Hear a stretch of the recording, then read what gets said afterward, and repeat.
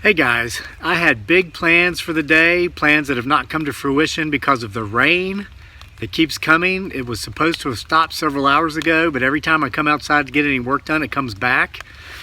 Here's what I've got going on, hopefully a little bit later today if the rain will hold off. These are little green buds on a wisp of a weeping willow limb on one of probably 200 weeping willow trees I have that are now about 10 to 12 feet tall. It started out as nothing more than 18-inch long cuttings about a year and a half ago. We took down a big weeping willow tree for some friends of ours in exchange for simply being allowed to keep the wood. We burned the big stuff after it dried, but a lot of the smaller limbs, we just cut them, stuck them in the ground, they rooted. Now we have a couple hundred weeping willow trees that I intend to plant around our homestead this spring. And the best time to do this stuff is when they just start to bud, so that their root systems experience less of a shock than they would if they were budding out and blooming already and if the temperatures were warmer. But anyway, every time I come out to work, it rains. So I thought I'd just sit out here, try to wait out the rain, and talk to you about a story I thought of here recently, about a week ago, about the importance of not making eye contact with him, her, it, or they, no matter what him, her, it, or they might be, whether it be ghosts, spirits, demons, haints, as they've referred to them here, the old timers in the mountains, or potentially Bigfoot, Sasquatch. The story came about in a strange way. About a week or so ago, my beautiful bride Dreary, aka Giggly Girl, and myself were down on the campus of the University of Virginia, and we like to go down there on warm, sunny, beautiful days and just go for long walks. It's a beautiful campus. It's got a very positive atmosphere to it. A lot of young people who are, forward-thinking, bright, positive futures ahead of them, and you can just feel the energy, come out at you. And we'll stop down there from time to time to get lunch. We always plan our walks down there around lunch. We'll eat somewhere on the corner, or maybe we'll go in the student union and eat. They have 4 or 5 different restaurants you can choose from there. And we were down there one day last week eating in the student union, and I saw a guy that works there. I've kind of become friends with here this year. His name's Elwin. And we were just talking briefly, getting to know each other a little bit more. We just chit-chat every time I go in there, a little more each time. And Dreary was with me, so he got to meet my wife for the first time. And somehow, talk came up about where we lived, what we do out here. And we were talking about how old our house is. It's 117 years old. It's really ironic. The house was built in 1903, which is the same year that my beautiful bride Dreary, aka Giggly Girl's homeland, her native country, the Philippines, first gained their real independence after 433 years of Spanish occupation, and then after about half a dozen years of American occupation after we ran Spain out in the Spanish-American War. And so we just often think of the irony of the fact that our house is the same age as my wife's country. And I told Elwin, he was like, wow, that house has probably seen a lot of history. And I said, yeah, it has. And it's haunted as can be. You would freak out if you knew how haunted our house was. And of course, my wife starts laughing and giggling. So Elwin starts laughing and giggling too. And he says, well, yeah, I believe you, because one of the ghosts followed you down here. He's sitting right there behind you. And I looked at Elwin and I said, whatever you do, don't make eye contact. I never turned to look behind me. I just told him as seriously as I could, whatever you do, don't make eye contact. And he stopped laughing. Dreary didn't. She never does. But Elwin stopped laughing. He looked at me and he's like, dude, I'm kidding. There's no one behind you. I'm like, okay, well, I wasn't. If you ever believe you see something like this, don't make eye contact. And he's like, why not?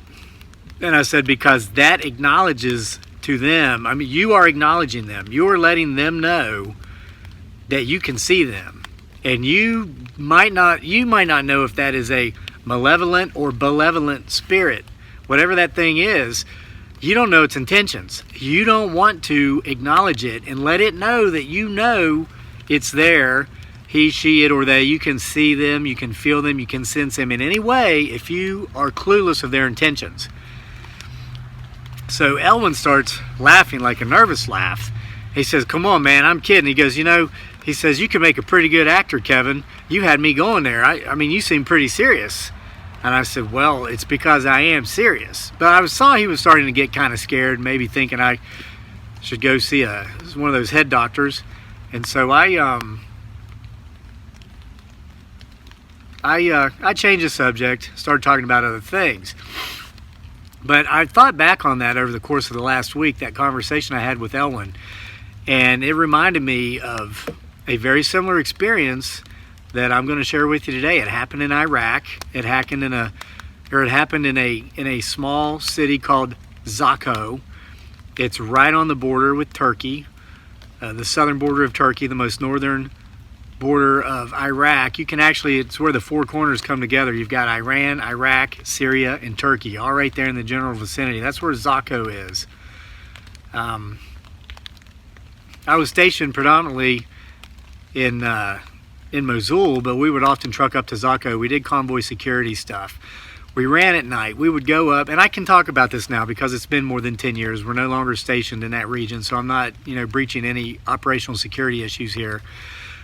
We would go up every night. We would leave Mosul. We were Convoy Security. We ran the gun trucks that provided security for about 100 tractor trailers, maybe 120. We'd take empty trucks up at one night. We'd sleep during the day if we could the next day. And then the following night, we would bring trucks filled with supplies back down to Mosul. And then from there, they would be distributed further south throughout the country. So we would often arrive in Zakho around 2 or 3 a.m. And it was our base there was an old 4-story building that was originally a local mall before the war. The Iraqis allowed us to use it as a base in exchange for, payment. We paid them with fuel, with money, all these things. So I was up there one night. The top floor had like a computer lab, phones, offices and whatnot. And I was up there one night walking down the hall, and I looked further down the hall, and there were these very large pillars in the hall. It was a very old, probably centuries old building. And I saw what appeared to be an old Iraqi man step out from behind one of the pillars, stand in the middle of the hall, and look at me, just square in the eyes. And so I stopped and I stood and I looked at him back, and he was looking at me in somewhat of a challenging way. We would consider it challenging in the West. In the East, it's how they look at you there. Cultures are different all over the world. There, it wasn't meant to be a challenge. If somebody looked at you like that in America, they'd probably better be ready to throw down. Over there, they're just looking at you, and you've got to learn, as difficult as it can be, not to take offense to it. So I raised my hand up to wave at him, and then he appeared to step over behind the other pillar on the other side of the hall, and there was a bit of space between the wall, but he never came back out of it. And I was watching, never saw him come out from behind the pillar. About that time, I heard somebody behind me say, "Did you acknowledge him?" And I turned around, and one of the guys in my crew was there, and I'm not going to mention him by name. I said, "Well, yeah," I waved and said hi, and he just went back behind the pillar, and he didn't say hi back. And he said, "Oh, gosh, you shouldn't have done that." And I was like, "Why not?" He was standing there staring at me, so I thought I'd say hi. And he said, "That is not a person." He said, "That is an angry ancestor spirit. I've seen him here before. You're not supposed to look these things in the eyes, because when you do, you acknowledge to them their presence, and that guy's bad news." And I was like, whatever. And I walked down to the pillar where this old Iraqi gentleman had stepped behind. I looked behind it, and there was no one there. There were no doors going into any rooms in that vicinity, and he had not come out from behind that pillar and walked further down the hallway in either direction. He had simply vanished. And my friend looked at me, and a little bit about his history, and again, I can say this, I'm not mentioning his name. He had Navajo ancestrage in his blood and in his family line, and he claimed that his grandfather was a shaman, and he further claimed that he possessed some of the abilities of the Navajo Shaman. I took him at his word. When people tell me things, I take them at their word, or I take it at face value, but I don't go out of my way to discredit what they tell me unless I find evidence otherwise proving the discredit itself. So he says to me, "Look, he goes, show me where you sleep. I said, okay. So we go into the bay where we sleep, and people are creatures of habit, even in combat zones and at war, which can get you killed. But we were in a green zone here, so we could get away to some degree with being habitual creatures. So we go into the sleeping bay, and I say, I always sleep right here in this bunk. It was, you go into the room, I remember it, I can still see it because I spent every other night there for a year. You go right all the way to the back of the room, and it's next to the last bunk on the left. It's where I always slept. As soon as we'd get off a convoy, go in there and throw my rucksack and all my stuff down there, go do whatever, shower, computer time, and then that's where I would sleep. So he said, okay, you sleep on my cot tonight. He showed me where he slept. He said, I have sanitized my cot against this guy. He says, I am not going to sleep. He says, you're going to owe me after this, but I'm going to spend my time while we're here sanitizing your sleeping area. Because you looked this thing in the eyes, because you acknowledged it, he knows you can see him. He's going to come back and he's going to give you the worst nightmares you've ever had in your life. I thought, whatever. Okay. You do your thing, bro. You do what you got to do. I'll sleep in your bunk. I went to bed. He got in like some sort of crouched Indian sitting position on my bunk and looked like he started meditating. And that's where he was when I woke up 5 or 6 hours later. We ate, we geared up, and we got back on the road, taking the fully loaded trucks back down to Mosul that following night. So I never thought any more about that until about 6 weeks later, because I'd never seen this entity, this older Iraqi man that I believed I'd seen in the hall that night that disappeared behind the pillar. 6 weeks later, we were running late on our convoy. We got a late start. We had some things holding us up on the way. I think maybe we found some IEDs. We had to wait for the teams to blow them up to come out and blow them up or whatever. So we got to our station, our green zone up there in Zaco, about 2 or 3 hours later than usual. So when we got there, there was already another unit that had gotten there before us, and they were in our sleeping bay. No big deal. There were several sleeping bays there in that 4-story building we used as our base. So I went to another sleeping bay. I threw my stuff on another bunk. I went and I showered. I did computer time, whatever. When it was time to retire, I went to the bunk where I'd thrown my stuff and I went to sleep. Shortly after I fell asleep, I started having and would continue to have during the entirety of my sleep the absolute worst nightmare I've ever had in my life. It was so bad, I will not give you the details. And I know that sounds like bait and switch here with this story. But the reason I'm not giving you the details is because it involves other people who are real people. And this nightmare came true. Every single thing I dreamed in that nightmare happened as if it were a curse. Either as if it were a curse put upon me by this angry ancestor spirit that I acknowledged by making eye contact with while in Iraq, or if this is just what destiny held for my future going forward from that point, and this angry ancestor spirit had the ability somehow to show me this, almost as if I were sitting there watching a movie. So the next day, one of the guys, one of the NCOs in my unit, would tell me that he attempted to wake me up throughout the night because I was crying, I was screaming, and he said no matter how hard he shook me and no matter how loudly he yelled in my face to wake up, I didn't stir from the dream. I just wouldn't wake up. He said at times it appeared as if I was having a seizure. I was in convulsions. And he just assumed it was the trazodone. By that point in the deployment, most of us were on trazodone just to be able to get sleep because we were working, 20-hour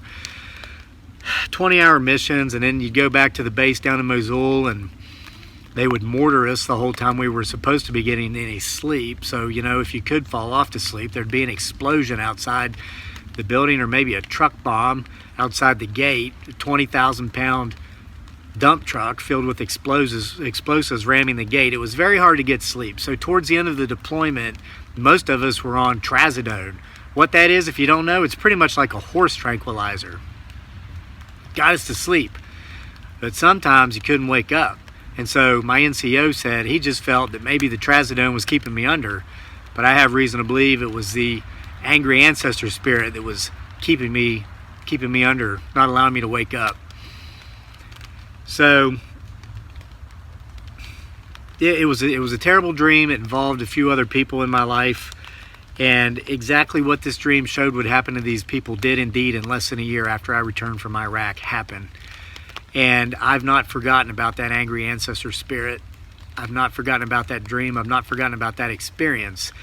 And I've not forgotten about the fact that after that night, any other time we would convoy up to Zucco, which was several months left on our deployment, so there were quite a few times because we went up there every other night. There were never any other units up there in our sleeping bay, so I always had access to the bunk that guy in my unit who claimed to have talents associated with Navajo Shamanism spent time sanitizing, as he called it, and I never ever had another bad dream again while I was up there. I always slept soundly. I always woke feeling just as good as you could under, you know, those circumstances, of course, being deployed in a war zone.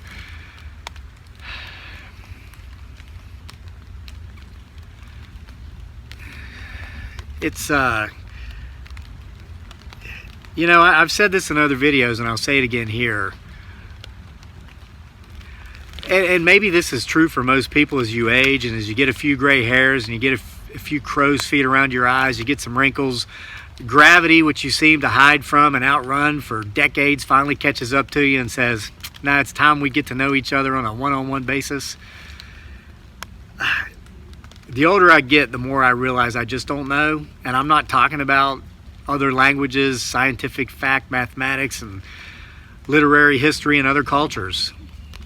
There may or may not be things in this world which may or may not be able to be seen by some, which may be able to be seen by others, that are real, no matter how much we may want to discount them. And I saw enough through that experience, and I experienced enough through that situation to take my buddy at his word. He said, don't look them in the eye. Don't acknowledge the fact that you see them. Because if you let them know that you know they're there without knowing their intentions, some not so good things might come of it. So as much as my buddy Elwin might want to think that I was kidding around that day, just like he was kidding around with me, when he said he saw someone or something that potentially had followed my wife and I down there from our potentially haunted homestead, this old house that's 117 years old, I'm serious as a heart attack when I say that when I see things out of the corner of my eyes, out here in the woods, in these videos, at times in my house, when I know I'm alone and there's no one in there but myself, I might look toward at an angle from the waist down, but I make sure never, ever, ever to look them in the eye. I will not make eye contact with him, her, it, or they if I know not who or what they are, nor do I know who or what their intentions might be. I would recommend, if you ever find yourself in such a situation where you're surrounded by entities of which you're unclear of what exactly he, she, it, or they are, whatever you do, under any and all circumstances, don't make eye contact.